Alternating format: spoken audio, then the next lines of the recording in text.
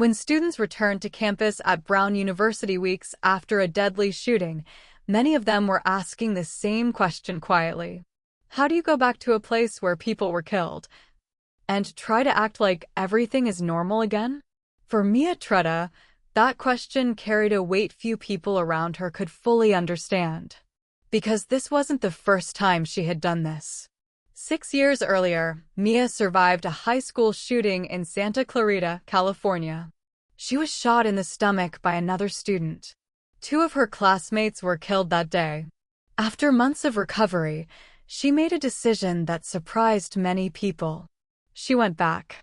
Later, she explained that being with people who experienced the same trauma helped her heal. Now, years later, she was walking back onto another campus shaped by gun violence. This time at Brown University in Providence, Rhode Island. And once again, 2 people were gone. I was 15 years old on November 14th of 2019. I was a freshman at Saugus High School. Walked into school that day like any other Thursday, and a boy I did not know, another student, pulled out his father's .45 caliber ghost gun out of his backpack and shot me and 4 others, killing 2 of them before turning the gun on himself. One of those people that he killed was my best friend. This shooting does still impact my daily life, but here at Brown I felt like safer than I did other places, and it felt like, of course it won't happen again. You know, it already did, but here we are. I had to continue going, not only for myself, to not let this shooting, this gun, take my whole life away, but also for my best friend who couldn't talk for himself anymore. I had to go to college because my best friend will never get the opportunity to. There are so many kitchen tables right now with a missing seat. There are 2 families right now trying to plan a funeral. And this is something that continuously happens throughout America. This story is not just about what happened on December 13th. It's about how it happened, what failed afterward, and why the questions raised by this case still matter far beyond one campus. Because the violence did not end when the shooting stopped. You're watching CrimeScope with Sam, where we take a closer look at real crime stories and the questions they leave behind. On the afternoon of December 13th, it was a normal weekday at Brown University. Classes were in session. Students were moving between buildings, focused on exams, projects, and end-of-semester deadlines. Inside an engineering building, a 48-year-old former student named Claudio Neves Valente entered the space. At approximately 4:05 p.m., the first emergency call came in reporting shots fired. Police and fire units were dispatched just over a minute later. First responders arrived on scene around 4:10 p.m. By then, the damage had already been done. 2 students, Ella Cook and Muhammad Aziz Yamirzakov, were killed. 9 others were wounded. What began as an ordinary afternoon turned into panic, confusion, and loss within minutes. But for many people on campus, the fear didn't end there. Because the shooter was gone.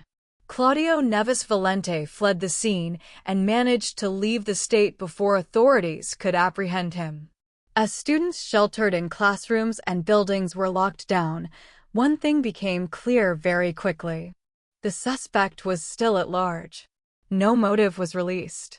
No explanation was offered. And there was no reassurance that the danger had fully passed. Before we continue, I'd like to hear from you. If you're watching this, comment where you're watching from, whether you're in the United States or somewhere else in the world. 2 days later, the situation became even more alarming.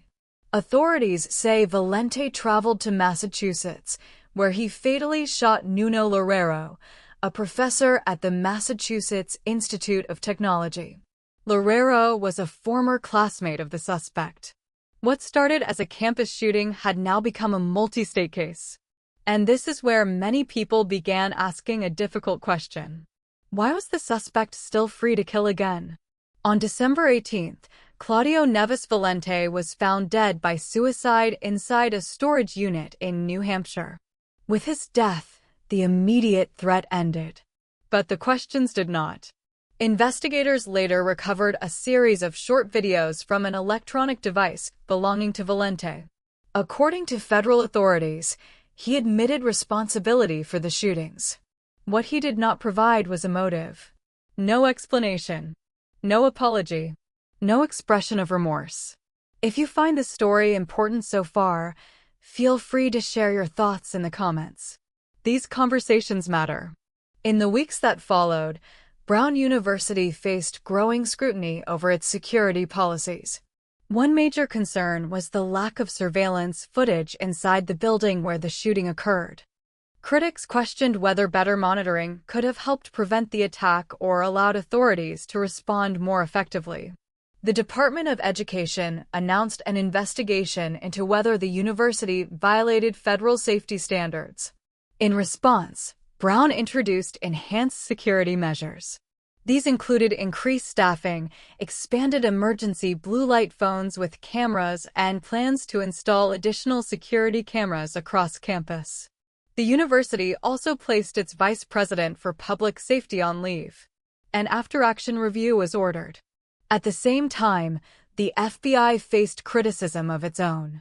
Early in the investigation, a person of interest was detained, then later cleared. Some questioned whether earlier action could have prevented the second killing. As students returned to campus after winter break, emotions were mixed.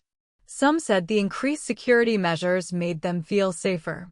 Others remained uneasy, unsure whether cameras and patrols could truly prevent another act of violence. Some students described returning as painful but necessary. Being together, they said, was part of the healing process. Parents also weighed in. While many supported the after-action review, some cautioned against placing all the blame on administrators. One parent noted that when someone is determined to commit violence, there may be limits to what any institution can realistically prevent. Mia Tretta believes the conversation must go further. Having survived gun violence twice, she has become an advocate for stricter background checks and a ban on assault weapons. In her view, cameras and access systems may respond to violence, but they do not prevent intent. What helps, she says, is community. Leaning on one another. Acknowledging fear instead of ignoring it. And refusing to let tragedy isolate people. Today, flowers still rest near the site of the shooting. Students pass memorials on their way to class. And while routines have returned, the memory of December 13th remains close to the surface. This case matters not only because of what happened, but because of what followed. The escape. The second killing. The unanswered motive. For the Brown University community, the challenge now is how to move forward without forgetting. If you've made it this far, thank you for watching CrimeScope with Sam. Let me know your thoughts on this case in the comments, and whether you think anything could have been done differently.